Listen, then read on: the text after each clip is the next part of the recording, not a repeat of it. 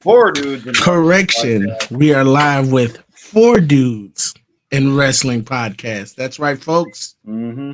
We have officially added a 4th member to the mix. Thank you for having me, gentlemen. I appreciate it. I am happy to be a part of you. Well, I mean, yeah, I suppose you bet. I mean, I don't know that you're per se the new guy, but you know, I take it. New and Yeah. everybody. Right. Welcome. A not so phenomenal, in my opinion, Dynamite just ended with a phenomenal ending. Mm-hmm. So it's not so phenomenal. It's finally happened. Orange Cassidy is a champion. Oh snap! Okay. That took longer than I expected. I'm gonna have to go back and rewatch that match. But from the bits and pieces I saw, I mean, of course it was good because this is Orange Cassidy and Pat. And 10 minutes later, he's punching somebody backstage. Vacate beef already. Right, they're going to have a fight backstage. They're going to vacate that title. You broke Orange Cassidy. You did the impossible. Nyla Rose going to come in and steal that title too. Look, she should just go in and just run in and steal everybody's title. Just like, nope, it's mine now.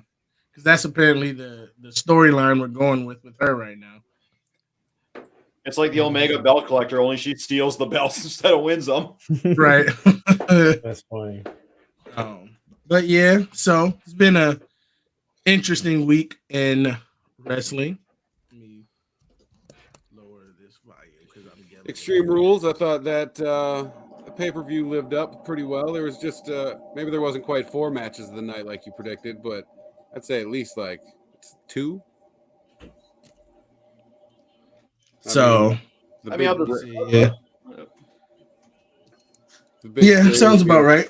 The big Bray reveal, obviously a huge deal. They got us with the fake sticker at the end again, right? NXT style. And as soon as that thing popped up in the corner, I was like, man, they're about to have a lot of angry fans. Right. I'm sitting there. I'm like, where did Bray Wyatt at? I was so confused. I know I went upstairs for like 20 minutes in the middle, but I really didn't think I missed it. And right. And I'm just like, where we at? Where we at? So yeah, they did that wonderfully done. The execution was again phenomenal. I got a kick out of, I forget which character it was, but one of them had like the guy was taking place next to the guy who had his 2 tag belts like laying over the rafter, and I was like, is that supposed to be the fans' belts or is that one of the Wyatt members' belts? Right. Yeah, I saw that too. That kind of messed me up. I feel like it could have been part of the character. Foreshadowing.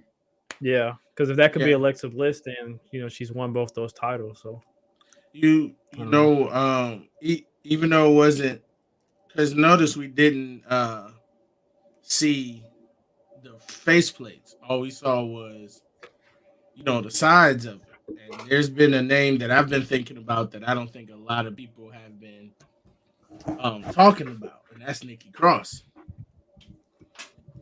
Because she has a tag title and a women's title.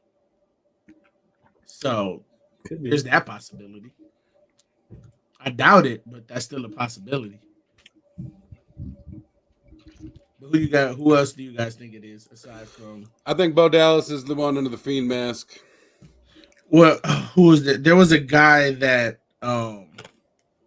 just got released, or his contract expired at Impact, and he made a post on Twitter where he used the same zip code that they used when teasing Bray Wyatt, where it went to Wyndham. So some people are speculation that he could be coming in as part of Bray Wyatt's group. I forget his name though. I think one of them is IRS. That's all I'm saying. I don't know which one. Erwin R. Shyster is under one of those fucking masks. Right? I feel, has to be. I feel like the reveal is time around April. I feel like Liv Morgan. I feel like Liv Morgan smiling at the end of her match has something to do with Bray too. That's when I kind of feel. I knew Bray was coming. How that match ended, I was like, yeah, she's gonna have something to do with it. So we'll see. Yeah, she looked like she was getting like turned on during that match. The more she got beat, like that was. I've never seen. She was enjoying those baseball bat shots. Let's just say. Yeah, there was something to that. Her and them baseball bats. I wish I had that bat. Right. I did not enjoy that match at all. Hold on, because that may have been the 20 minutes that I went upstairs for. I just did not. I don't enjoy Ronda Rousey matches. I really don't. Well, you enjoy Liv Morgan matches? More so than Ronda. If it's Liv and somebody else. Somebody that's believable. I'd like to watch like a Liv and a Poison Pixie match. Like that'd be like that could be a good one. But it's like Ronda is gonna. I mean, like the idea. There's no way that I'm gonna believe that little girl actually beat Ronda Rousey in a professional wrestling, match. There's no matter how they do it, it's just not believable.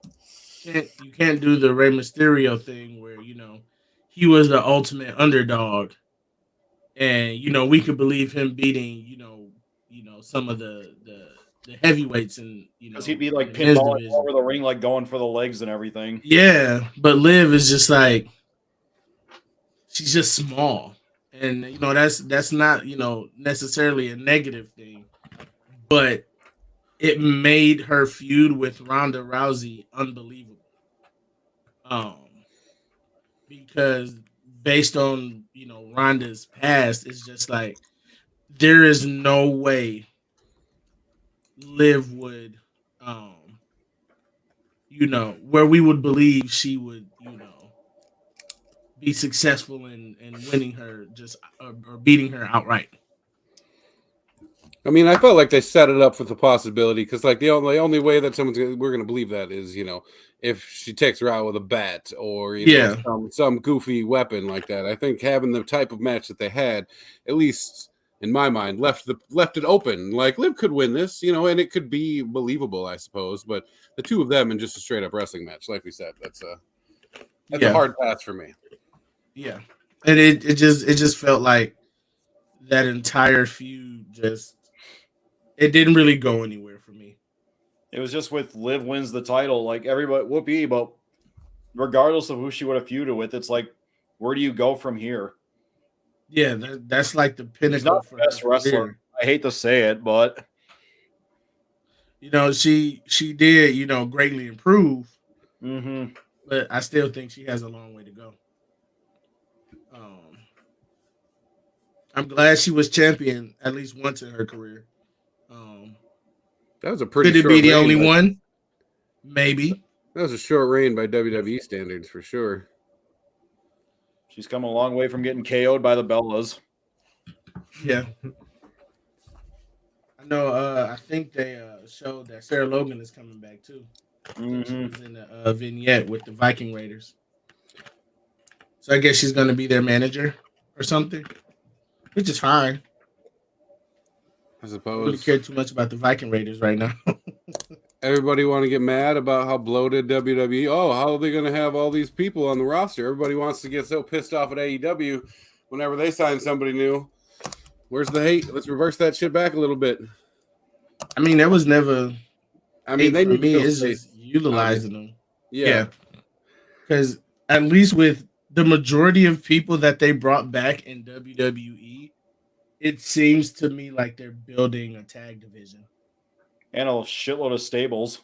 Yeah, stable heavy right now. Holy cow! Yeah. But honestly, they needed this. As far as tag teams and stables go, because they didn't have anybody. There was nobody to feud with the Usos. Now they have plenty of people that could feud with the Usos and it'd be believable. I want to see Hero. We got the Good Brothers back. Judgment Day. Whoever's going to be in Bray Wyatt's faction, because we know they're going to be the first ones to go after, because he's supposed to be exclusive to SmackDown.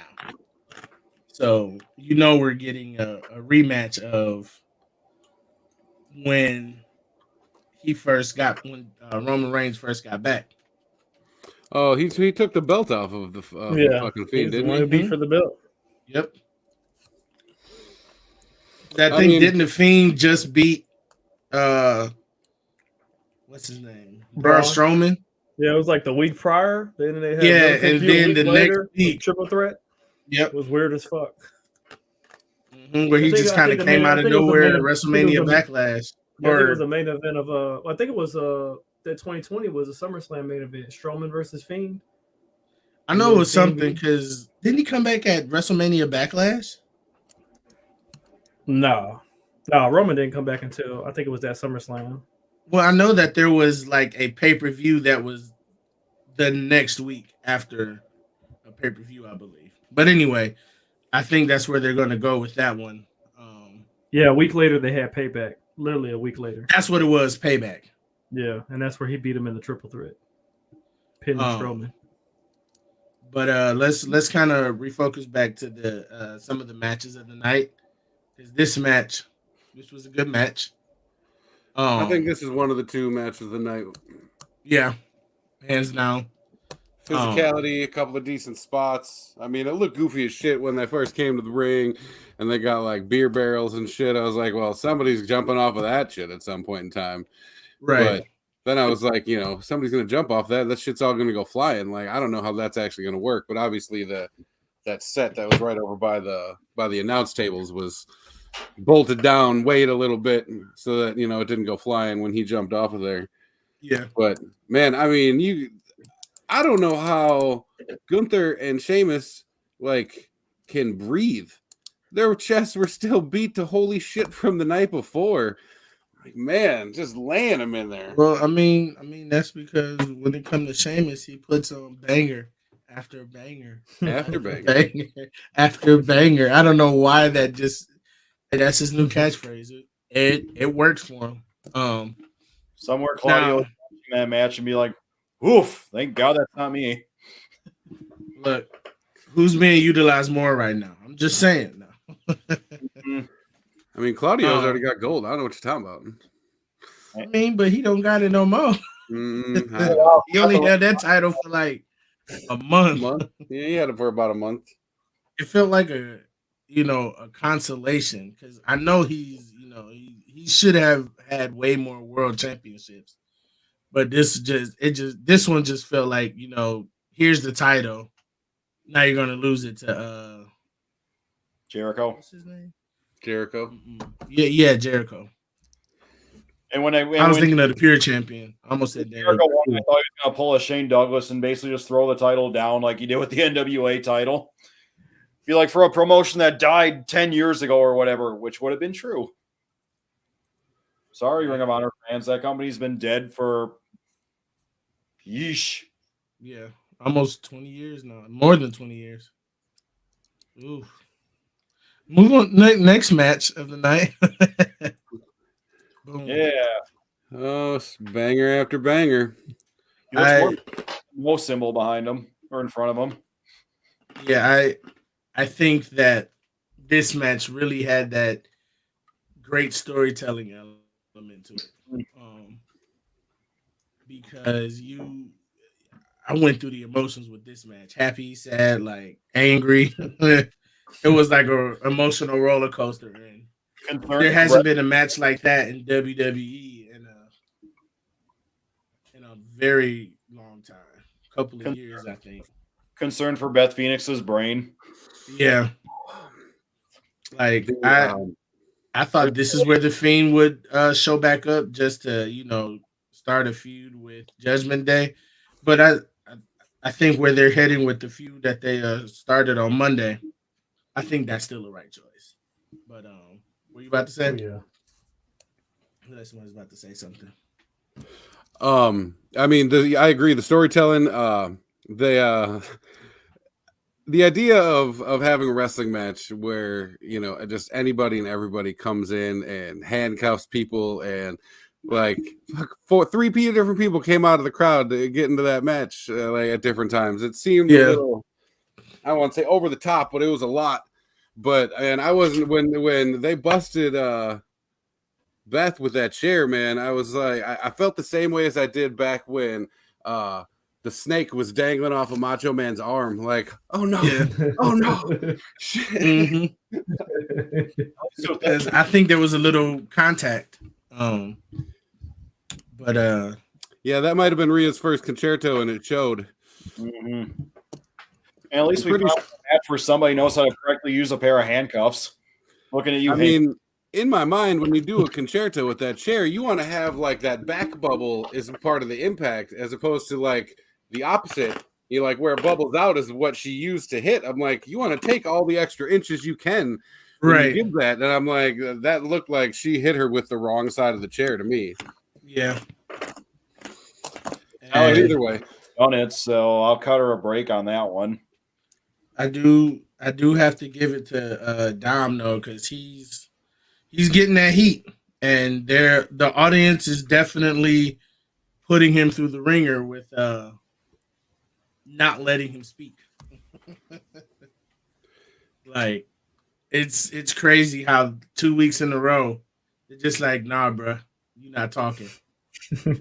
I think he handled it better the second week than he did the first week. I think that heat that he's got is fantastic. But one thing about the audience is funny with Raw now is they don't allow any swearing. So when the crowd starts chanting "holy shit" at him, like they're just cutting out in the middle of promos because they can't have the "holy shit" in the background. Yeah, I read that's one of the reasons why WWE wants to go TV-14, just so that they don't have to keep bleeping that out. And I think USA is going to have to allow that because Fox more, it's not cable, so it's broadcast, so there's a lot of restrictions on it. But with USA, like, look, with where WWE is right now, you gotta let the audience be able to cuss, because it's gonna happen. Mm-hmm. Holy shit is a staple in professional wrestling. Like, you can't. I don't think there's ever a wrestling show or promotion that is not uttered at least once. You fucked up. I mean, yeah. I agree. Speaking of some fucked up stuff that was going on, this match was a little messy. Mm-hmm. There was a lot going on there. Yeah, and it was just like it looked like stuff wasn't going the way it was supposed to. Hey, the right person won. I agree. Finky, I didn't say the white one. I said the right person. Jesus. He jumped on that real quick. I agree. Calm down. Okay, KK, calm down. No, I knew that Bianca was going to win. I just wanted Bayley to win because I'm biased. But I know how to, put my biases to the side and acknowledge who's actually going to win. Some people can't do that. Some people out here adamant on things with this, whole cult mentality they have in the internet wrestling community. Cult mentality. It's always funny when you use that term. Mm-hmm. Yeah, but it's true. Like, whether you're strictly WWE or strictly AEW, I'm like, it's like the game consoles. Like, WWE is PlayStation, AEW is Microsoft, and Impact is Nintendo. They just doing their own thing, not really caring what the other two are doing. Man, don't put Nintendo on that level, man. No, Come on. There's no other promotion that's like. NWA is the Stadia, right? Yeah, I mean the idea that everybody is not everybody, but it seems like a large majority of wrestling fans are like, it is either all WWE or it is all AEW, and otherwise everything that the other fucking company does is just bullshit. And if you like it, you're a mark. And like, man, this is the best wrestling has been in a long fucking time. Just having competition, right? We should just be happy that we get to enjoy an extreme rules. Even though it had a lot going wrong with it, that was I still consider that to be one of the better Extreme Rules. I mean, 2/3 of the card was made up of match of the nights. True. This is true. Because I think I did enjoy this one right here. I did enjoy this match. It was different. Because I missed a couple of fight pits that they had in NXT just due to working, and I just never went back to watch them. So I'm always down to see like, a new match type. And that one was interesting. Essentially just a fancy cage match, but double-decker cage match, yeah. Yeah. Something I noticed because they obviously shot that entire match like through the cage, but they talk about how the cage was built for Mankind and Undertaker with like zip ties were basically what was holding the fence on top. And now you look at the way that shit is constructed, they have all the reinforcement at that edge. Yep. Like they have pieces of steel bolted to steel now. It's like, yeah, nobody's falling through these motherfuckers anymore unless they plan on that shit. I think for sure. I thought that Seth had got hurt with the way he did the senton on him. I thought he was hurt because the way he came down looked like he broke a rib or two. He like he came down on a lot of his groin. Something had to be hurting. The way that Riddle, like, he didn't even jump off of the edge. He just kind of fell. He just kind of like scooched his ass like he was a little kid. I was laughing at that, but I thought the Cormier as ref, like, they had different times where he had to, like, flex on him type shit. I was like, that's not necessary. We get it. He's a badass in real life. Like, yeah. I don't know. That part was meh for me. But otherwise, I thought the match was great. I was happy to see the 420 bro. Right. Go get one for all the stoners there out there. That's fantastic. Yeah, it was still a good match. I really enjoyed that one. This one was one of those kind of meh matches. Like I enjoyed it, but I didn't care who won either way. This is part of the 1/3 of the night that wasn't the match of the night. Yeah, I think it might be half and half, straight down the middle. What was there? 6 matches? I think so. Yeah. So that wasn't one of them. I didn't see that match. Fooked Brett. I'm still match of the night. Match. You need to tell me how you saw that match if you saw it. Match of the night. I give this one of them too, just because. But these three, 1C. I'd say that one was 1C. If the other two are 1A and 1B. Yeah, for sure. This match, I didn't care too much about it. I mean, I don't know if any of y'all ever been hit in the fucking back with a strap like that before. That is this one is like bullshit. 1 or 2A, 2B, and then D. And no 2Z. Z. 1A, B, Z, no 2Z. 2A, B, and then this is D. This is just all by. This is Z. But yeah, I just had no interest in this match whatsoever. And I don't know what was up with this match, but it just felt off. And then I don't know why Bayley held on to that ladder at the end. I was so confused by that. I don't know why that happened at all. Where she got the KOD onto the ladder, I don't understand why she didn't just chuck that thing. Like, I didn't get it. I don't know why they did it. There was one part in the match where Bayley, it was outside, it was near the beginning of the match, and Bayley like had opened up the ladder to get Bianca in there, but she didn't like actually touch her. She just like opened up the ladder and Bianca kind of rolled into the I was like, Bianca, what are you doing? Damn, girl, just rolling in your own casket on this shit. Like, there was just those moments, like, she didn't even give her time to roll her over. And I'm just like, yeah, there was a lot. And then stuff is just starting to break too easily. They starting to get them AEW ladders or stuff because it's that one that snapped clean in half. Yeah, like what? And then what was that point? What was Bianca doing when she had the tall ladder already in the ring, and then she tried to set up the little ladder to climb up? I'm like, the other one is right there. Use it. Need to be set up for later type thing, but yeah, I mean. She's afraid of heights.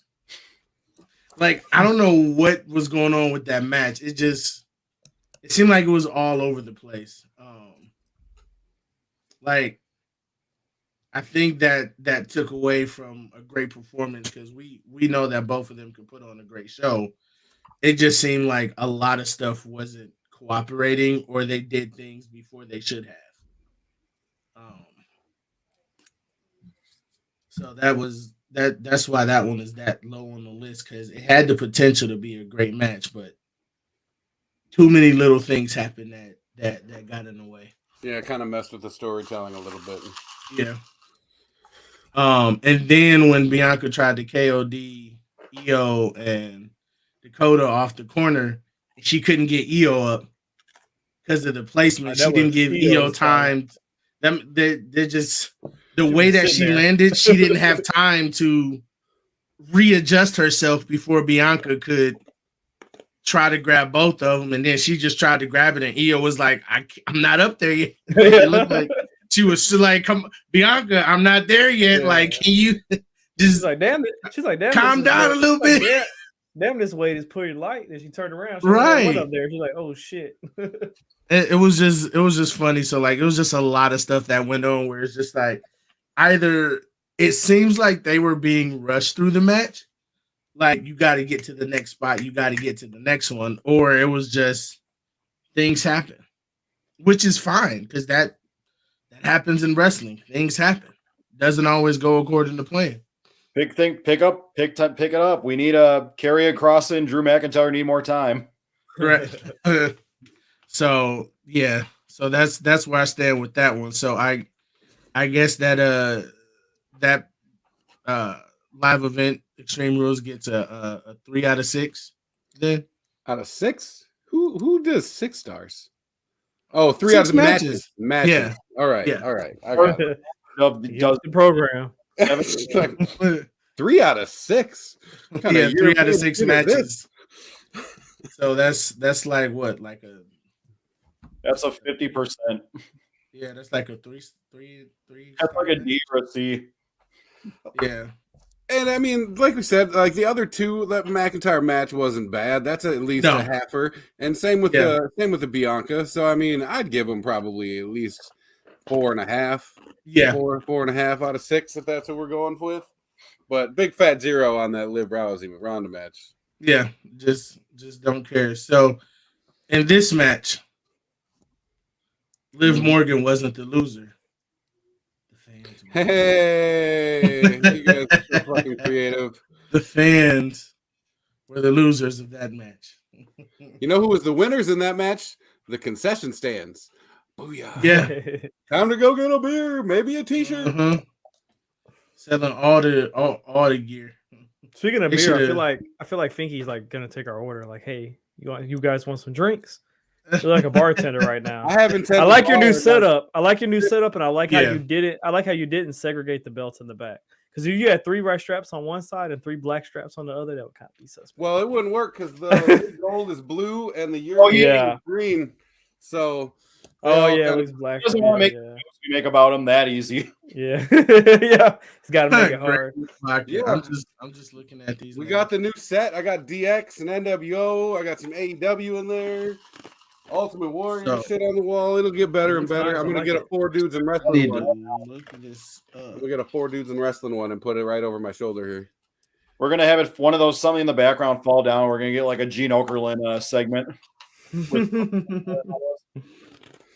Now I don't know the validity of this because I will have to do some research on it. But I saw a video where they said that they let Sami Zayn cuss and Tongoan, like one of the Samoan languages, wherever Usi is part of it. You feeling Usi? And I think they were saying like that's a curse word, but I'm not entirely sure on that. Either way. But Sami Zayn as a whole has just been killing it. Like, I love that he's been making Roman Reigns break in the ring, man. Like he got Heyman this week too. He's like, all right, you can say yeet, I guess. Yeah. What do you mean? Yeah, right. I like that Roman's a little comical now too. Yeah, like yeah, he's not so it's like a whole new serious all spin the on time. the tribal chief.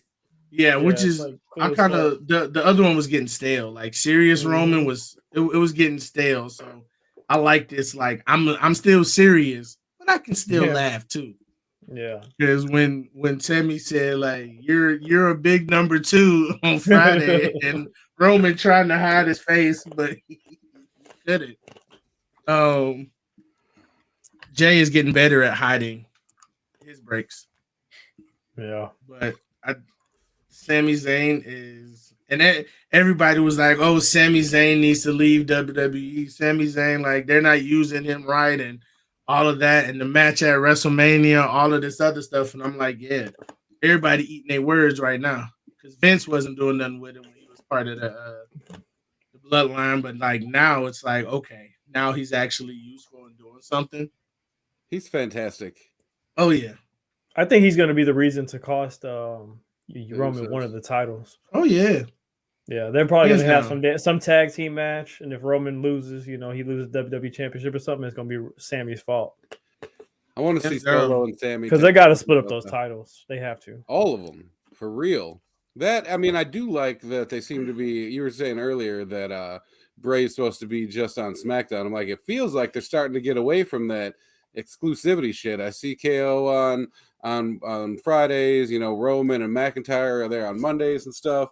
Like, I think they have a good roster that they need to start going back and forth, especially with, there never being a heavyweight title on Raw for the last however long it's been. Like, they have to do something. And I think that they don't have, when they made that split, they had, 100 wrestlers on contract. They had to do something to get everybody airtime. And I don't feel like that's the case anymore.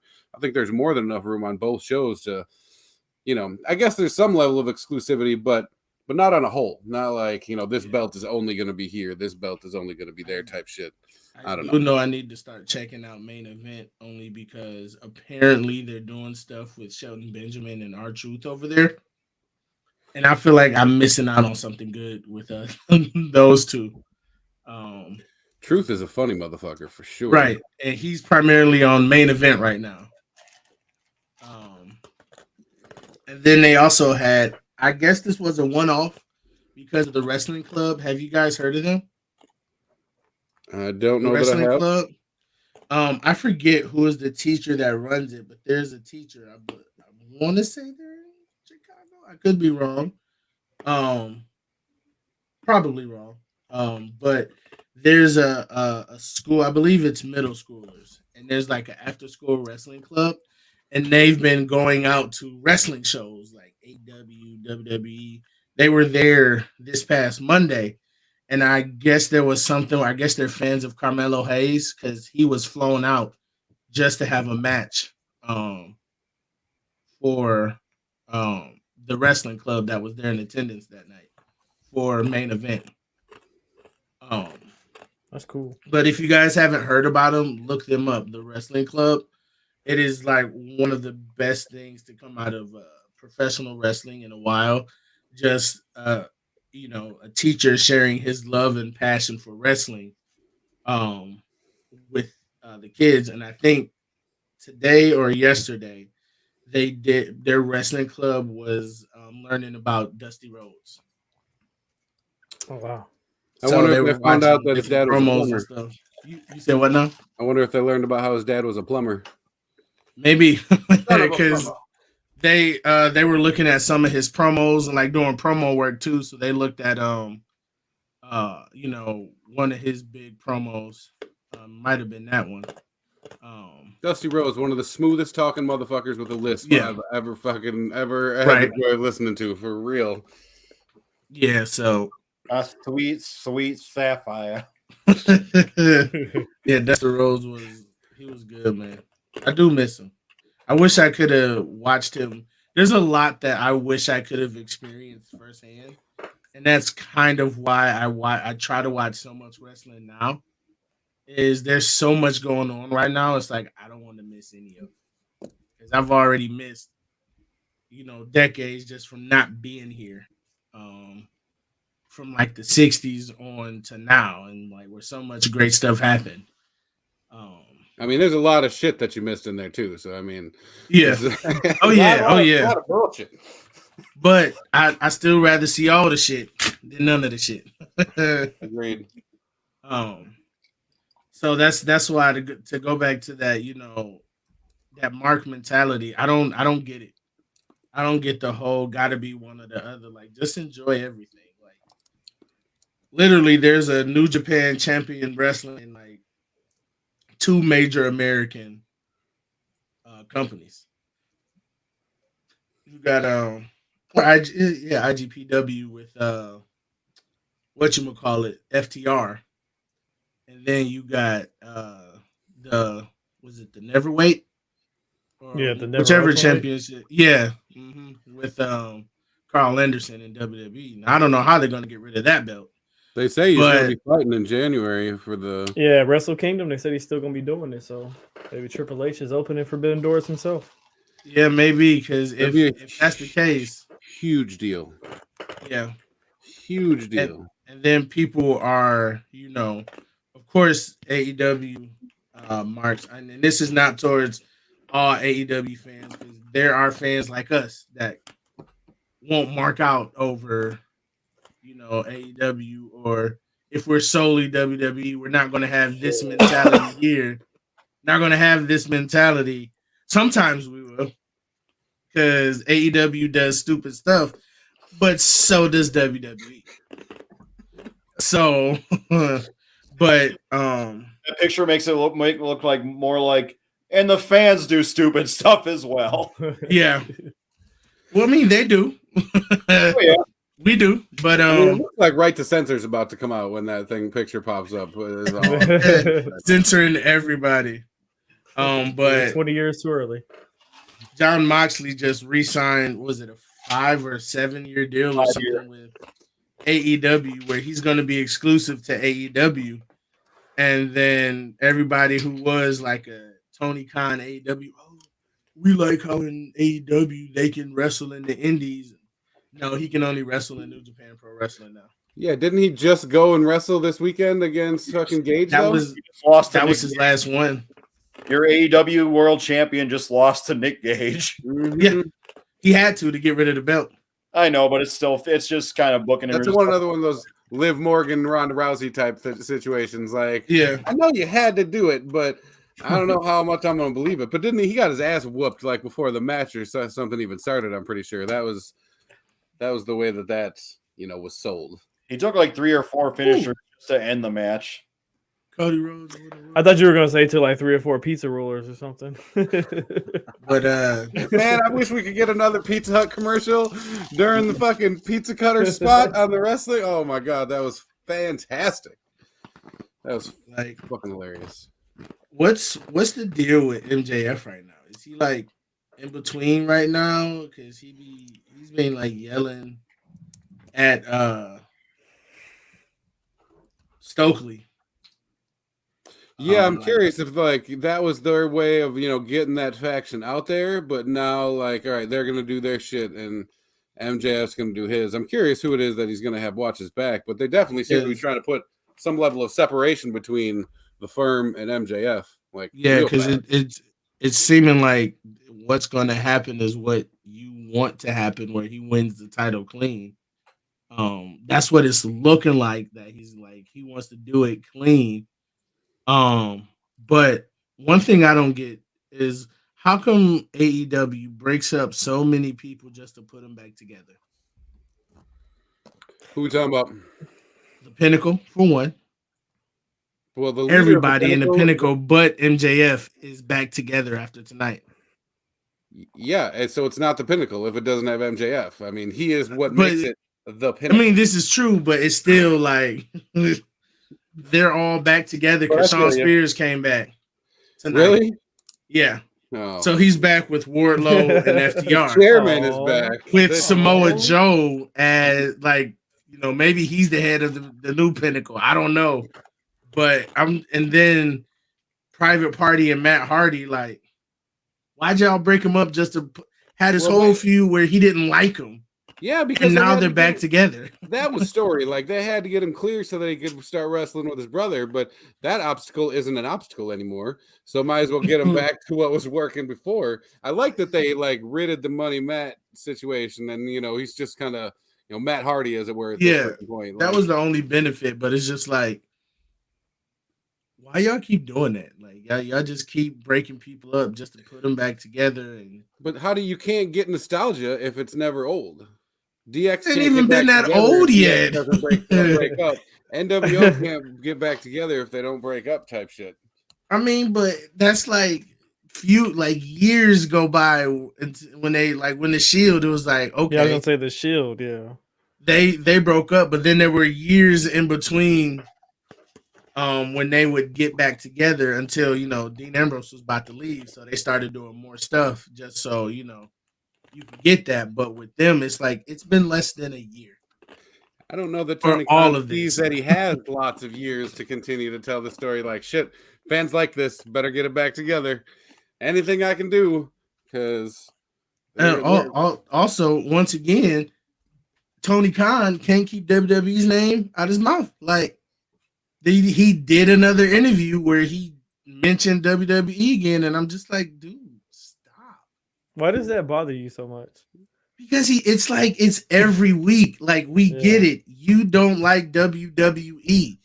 You don't need to constantly say it. Like we get it. You say it every week. I think tonight was one of the first Dynamites in a while where they didn't address WWE at all. Not even the Acclaimed addressed WWE.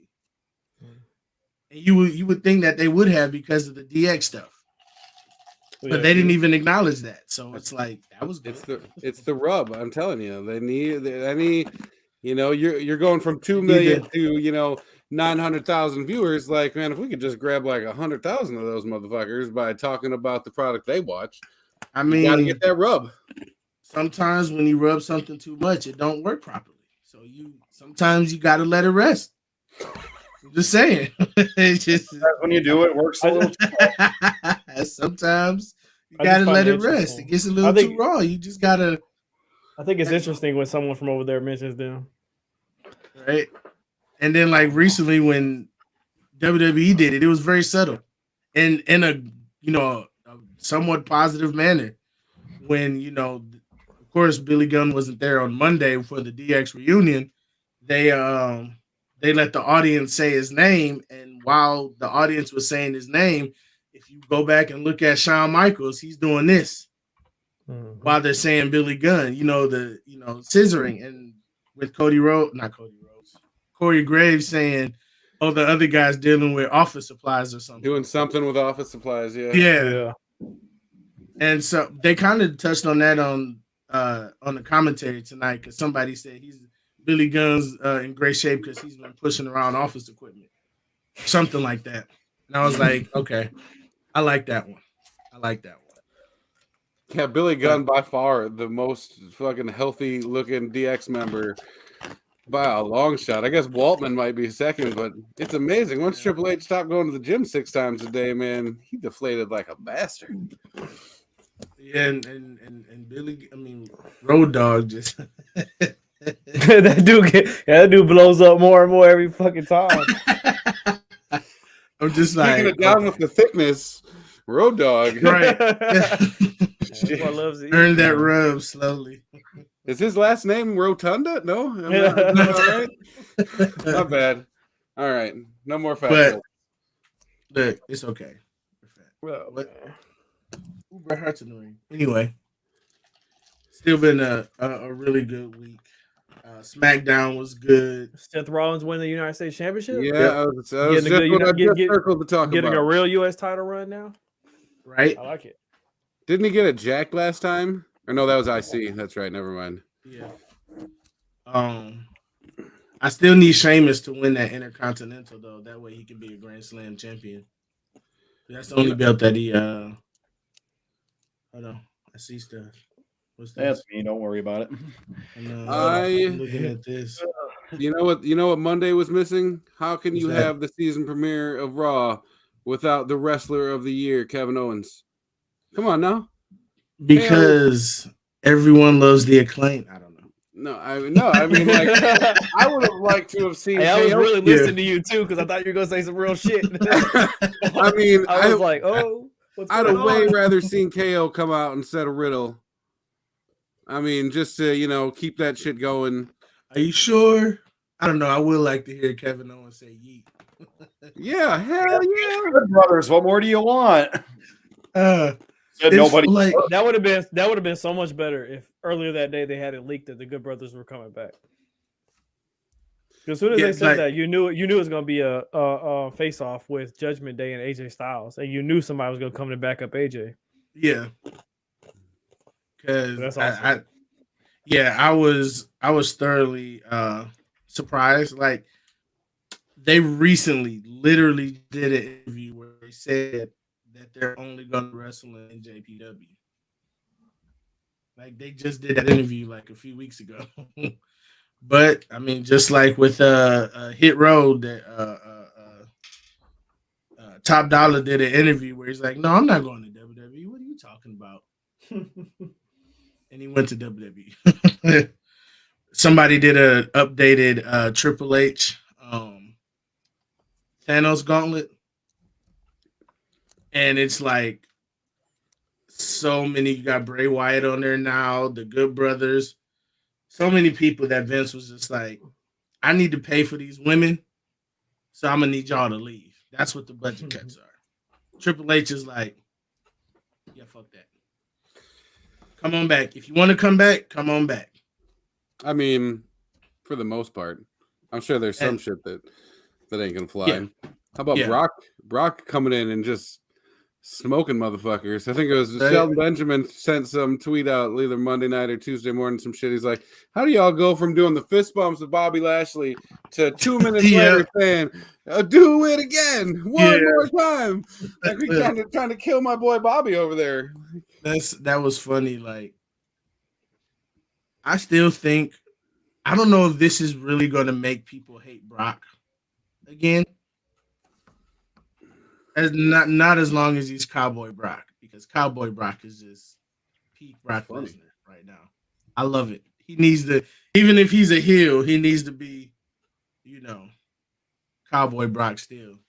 That likable heel. What if he comes out with some butterfly jeans? Some flowers up the side of his pants, maybe. Don't he shit. That's cowboy shit right there, man. Oh my god. But who's gonna laugh at him with those pants on, buddy? You should have saw Adam Page tonight, man. The stars on his pants had tassels. Like, every single star had a tassel on it. His tassels had tassels? Yes. It's just draped all down the side. And he busted himself open too while giving his promo. That was a good promo, by the way, that he gave tonight against Moxley, which for some reason Hangnail? Yeah. Hangman busted his head open just a bit. It's a hangnail or hangman? He might as well had a hangnail. I caught that one. Did he have tassels hanging off his nail? It's just like he was talking. He was like, I'm a man. Punching himself in the head. And I'm just like, yo, this man is serious with this promo right now. I love to see stuff like that. I'd like to see old Hangman come out once again. Bandana and the noose and everything. Like, it may happen because one, I don't know why they're on Tuesday nights. It must be like a basketball game on Wednesday or something over on I know the regular season NBA starts, I think, next week, so that probably has something to do with it. Yeah, I think they fight on Hose now, the Hose Network. We've come a long way from getting preempted from the Westchester Dog Show, right? But it's going to be on Tuesday next week, so AW is going to be on Tuesday night. Which there goes our prep. Right, and NXT might lose some ratings, but at the same time, oh no, I don't think it's going to matter too much because the NXT fans who care, they'll watch it. I'm torn. Like, I want to watch both. How's NXT going to compete? Here's an hour and a half of Toxic Attraction. Go nuts. It is. Yeah, I mean, I don't think. I mean,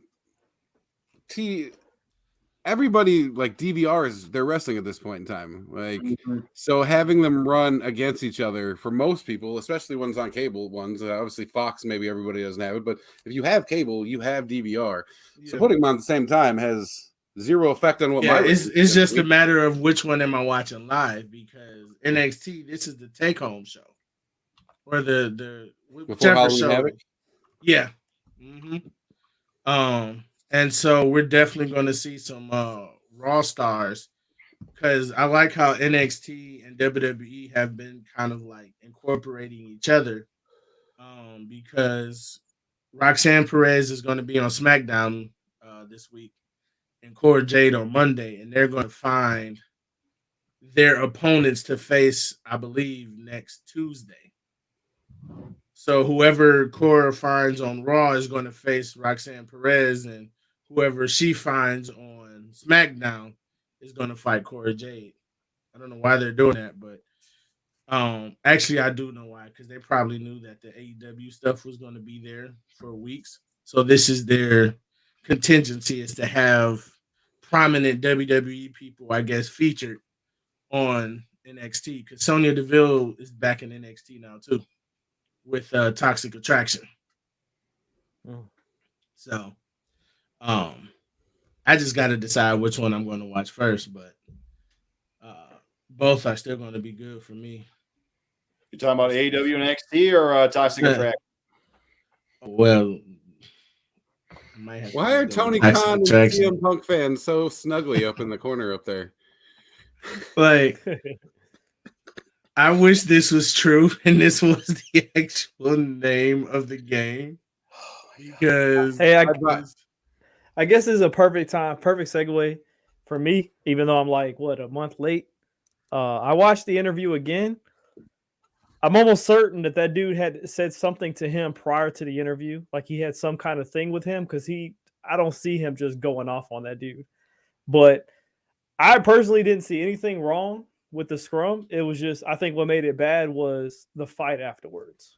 But I thought it was very interesting. I mean, Tony shouldn't have let him say all that shit. Yeah. Have you ever let somebody shit on you like that while you're sitting right next to it? Like while they're sitting right next to you? Like, dude, I write my paycheck. Be a man. Like, holy shit. Dad, he said, was over there. What do I do?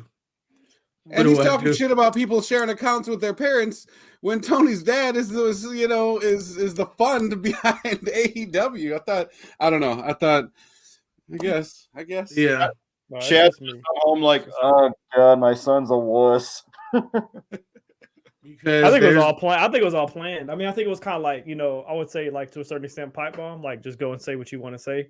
And he's just like, holy shit, this dude's really saying what the fuck he wants to say. Because he would like the first like 10 minutes he was tearing him up, and then he's talking about real shit, and then he just keeps going off on the side.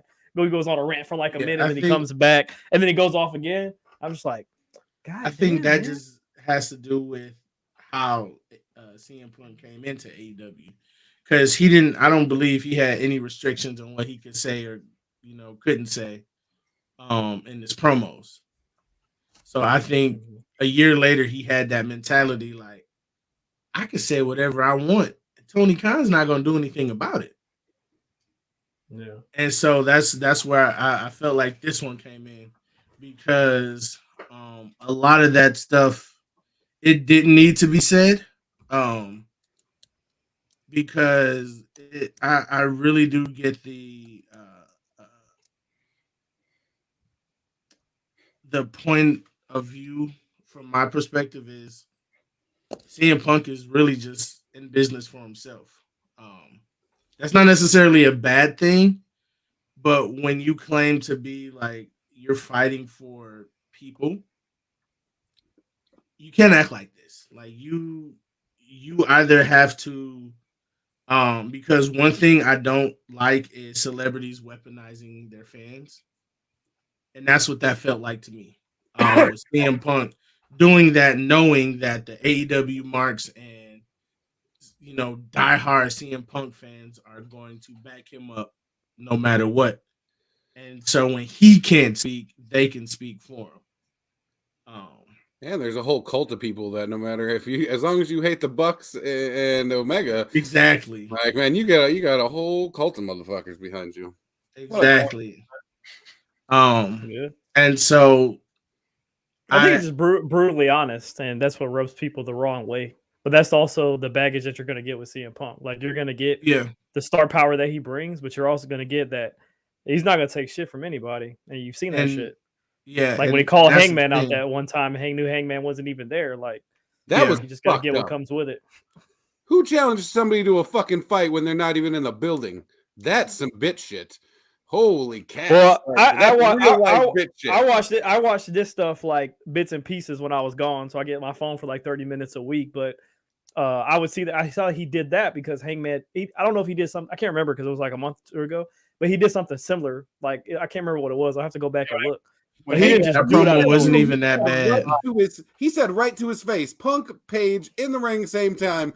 Page said something that Punk didn't want him to say, and he thought that Hangman was going into business for himself. So your response to that is to seriously, I think it was something outside of that. What would I do in real life if somebody wanted to make some big deal of challenging me to a fight when they know I'm not there, and then try to call me a bitch because I didn't come to the fight? Like, show up with butterfly pants on, you call them a bitch as well. Fuck, man, yeah. You guys hate this dude, I'll never mention this dude's name again. Like, you guys legit hate this guy. God damn. Fuck, man. That part, I don't hate anybody. I don't give a fuck. Yeah. But that whole thing, that of all the shit, I would have taken. I don't even care about the scrum. Calling somebody out to challenge them to a fight or to talk some shit when you know they're not there, and then to like call them a bitch for not coming out. That's like real life bothers me, not like wrestling bothers me. And for me, it. As much as I do, so that couldn't real life bother CM Punk. I mean, come on, man. But they were face to face. That's what I'm saying. When Hangman did whatever he did that pissed him off, Punk, they were standing right to his face. Like Punk obviously has carte blanche to say whatever he wants to. Why didn't he say some shit right then? Why you want to wait a week and a half till he's not in the building? That's because it was that thing where like you get into an argument. You know, I think it was one of those things where you get into an argument. And then after it's over, then you think about what you should have said. Like, damn it, I should have said that. Well, I'm gonna say it next time. Then it wasn't the next time. He's like, I'm gonna do it now. But time. I think for me though, it really came down to the disrespect that it feels like CM Punk has for Tony Khan. Because you have respect for him? No, that's what I'm saying. Like there's zero respect. And you know, I know I rag on Tony Khan a lot, but when you can tell he's like a genuinely nice person, just you know, how he, you know, portrays himself. And for you to do that to him on national television to the point where we're saying Tony Khan was being a bitch, like that is where like that line was for me, like because when it, you know, he could say all that stuff to Vince, whatever, and it's like, yeah, it's Vince, you know, he's done some shady shit, but like Vince is also like Tony, and if he were to say that kind of stuff with him at the seat next to him, Vince would still shut that shit down. Yeah. Vince is an imposing figure. So that's more so where I come off with CM Punk is I just didn't like that he did that with the owner of the company sitting right next to him. Oh my God. And then he goes backstage and cold cocks one of the presidents.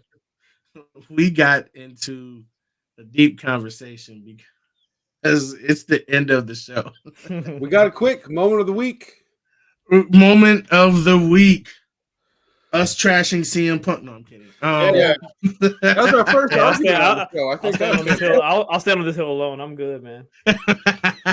It's got to be lonely over there. And that's one of the things. We have 7 comments over here. Oops, I have not been looking at that.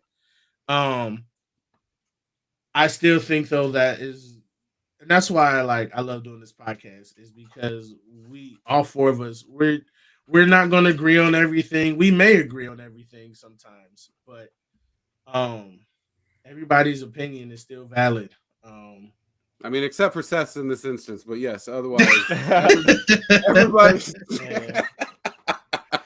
I hope you know hate that dude, man. He's just a stand-up guy. Says what the fuck he was, man. And look. You can When say people what aren't there to defend themselves. So what I read, he was in the back. It just, of course, it wasn't planned. So he's like, oh, so that's what I read. So it's like, oh, if you're in the back, you gonna fucking come out, or you gonna stay back there? I don't know if he was there. Like I said, I haven't looked at it in like a month and a half. So Yeah, I know, I'm man. not fresh on these deets either. But moment of the week. moment of the CM, week. I was gonna say CM Punk.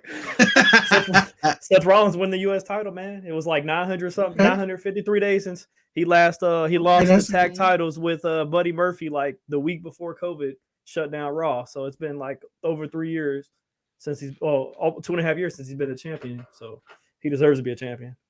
Oh yeah, I'm gonna go with Bray.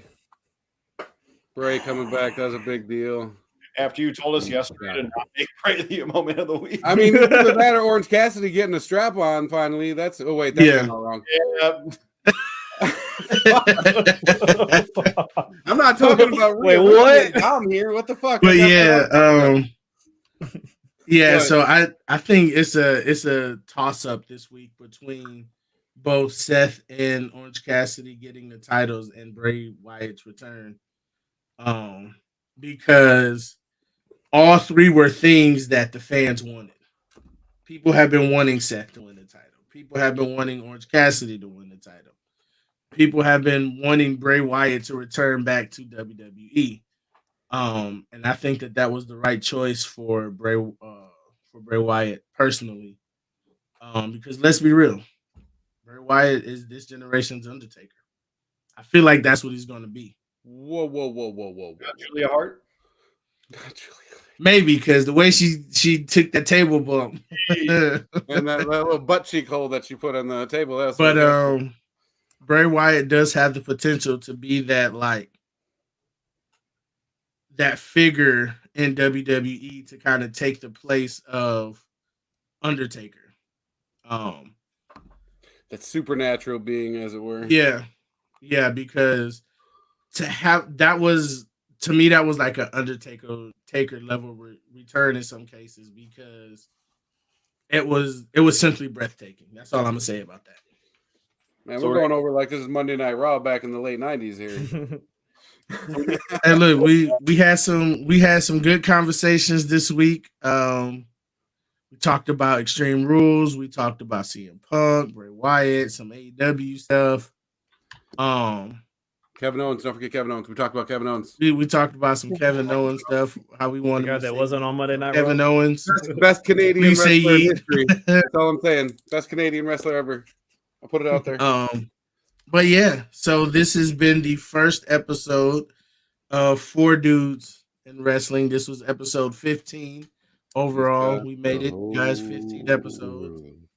So with that, we're going to end on that. We will catch you guys in his hands. He's next got the whole week. world. In his hands, he's got the